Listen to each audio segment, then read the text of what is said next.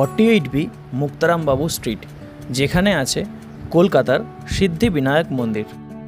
চলুন তাহলে এই ভিডিওর মাধ্যমে আপনারাও দেখে নিন কলকাতার সিদ্ধিবিনায়ক মন্দির, এবং আমি আপনাদের জানাবো কিভাবে এই মন্দিরে আসতে হবে, মন্দির কখন খোলা থাকে ইত্যাদি যাবতীয় তথ্য। এটি হলো মন্দিরের প্রধান ও একমাত্র প্রবেশ পথ। এখান দিয়ে প্রবেশ করার পর প্রথমেই চোখে পড়বে শু র‍্যাক। সেখানে জুতো খুলে নিয়ে বাঁদিকে হাত ধুয়ে নিয়ে তারপর সিদ্ধিবিনায়কজির দর্শন করতে যেতে হবে। আমি স্ক্রিনের মাধ্যমে এই মন্দিরের সময়সূচি আপনাদের দেখিয়ে দিলাম। এই মন্দিরটি বুধবার সারাদিন খোলা থাকে, বাকি দিনগুলিতে শুধুমাত্র দুপুরবেলা 12:30 থেকে 4:30 পর্যন্ত বন্ধ থাকে। মন্দিরের ভিতরেই রয়েছে একটি দোকান। যদি আপনারা পুজো দিতে চান তাহলে এখান থেকেই কিনে নিতে পারেন ডালা। এখানে 101 টাকা থেকে ডালা শুরু হয়। আমি আপনাদের সব রকম দামের ডালাগুলি একবার দেখিয়ে দিচ্ছি।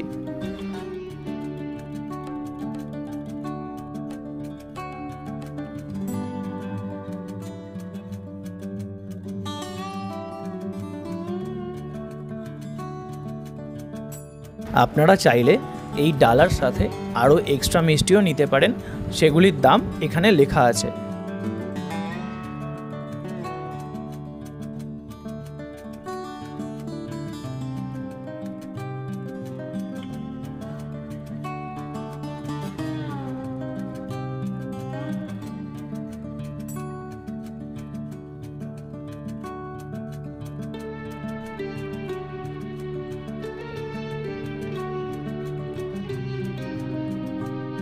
আমরা কিনে নিয়েছিলাম এই ডালাটি।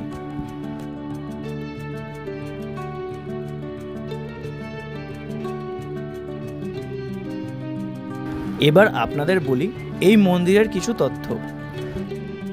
এই মন্দিরটি হলো কলকাতার মার্বেল প্যালেসের একটি অংশ, অর্থাৎ রাজা রাজেন্দ্র মল্লিকের রাজবাড়ির একটি অংশ, যেটি পরবর্তীকালে নিয়ে নেন ইমামি গ্রুপের প্রতিষ্ঠাতা শ্রী রাধেশ্যাম গোয়েঙ্কা ও শ্রী রাধেশ্যাম আগরওয়াল। ওনারা সিদ্ধান্ত নিলেন যে এই অংশটিতে গড়ে তোলা হবে কলকাতার সিদ্ধিবিনায়ক মন্দির। এই রাজবাড়ির গঠনশৈলীকে অপরিবর্তিত রেখেই এই মন্দিরটি গড়ে তোলা হয়েছিল, এবং এই মন্দিরটি জনসাধারণের জন্য খুলে দেওয়া হয়েছিল 2020 সালের 28শে ফেব্রুয়ারি। যেহেতু এটি রাজবাড়ির একটি অংশ, তাই আপনারা এই মন্দির দর্শন করতে আসলে বনেদিয়ানার ছাপ প্রতিটি জায়গায় দেখতে পাবেন। এবার আমরা চলে আসলাম গর্ভগৃহে। এখানে আপনারা এবার দেখতে পাবেন সিদ্ধিবিনায়কজিকে।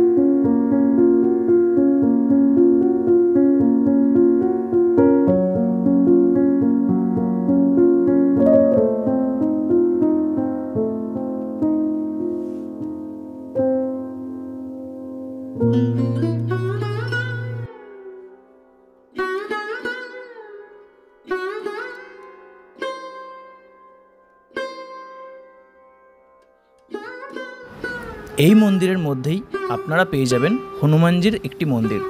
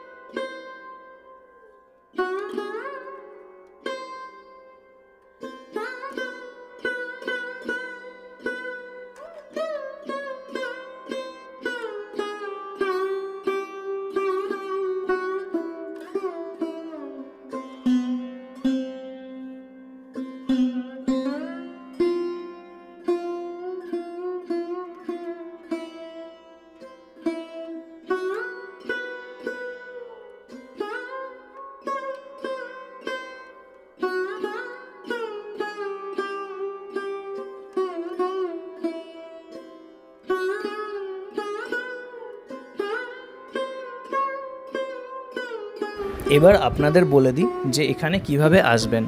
যেহেতু এই মন্দিরটি অবস্থিত মুক্তারামবাবু স্ট্রিটে অর্থাৎ সেন্ট্রাল অ্যাভিনিউয়ের ওপর, তাই স্প্ল্যানেড থেকে যে কোনো বাসে করে চলে আসতে পারেন এদিকে।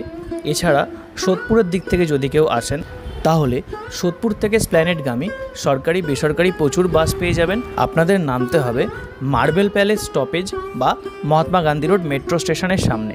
আর যদি কেউ মেট্রো করে আসেন তাহলে এমজি রোড মেট্রো স্টেশনের 2 নম্বর গেট দিয়ে বেরোতে হবে, তাহলে এই মুক্তারামবাবু স্ট্রিটের গলিটি সামনেই পেয়ে যাবেন। যদি কেউ নিজেদের বাইক নিয়ে আসেন, এখানে পার্কিংয়ের জন্য খুবই সীমিত জায়গা রয়েছে, তাই বাইরে পেড পার্কিংয়ে গাড়ি রাখতে পারেন। তবে এখানে 4 চাকা না নিয়ে আসাই ভালো, সবথেকে ভালো যদি মেট্রো করে আসতে পারেন। তাহলে আজকের ভিডিও এখানেই শেষ করলাম।